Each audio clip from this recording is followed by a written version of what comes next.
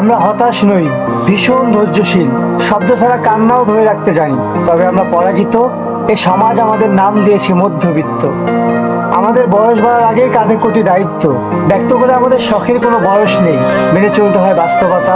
তোমাদের এই মায়া মোহ ঐশ্বর্য আমাদের কাছে রূপকথা মাত্র। আমরা পরাজিত, সমাজে আমাদের নাম মধ্যবিত্ত। আমাদের স্বপ্ন দেখা বারণ নয়, বরং আমরা নিজেরাই স্বপ্ন দেখি না।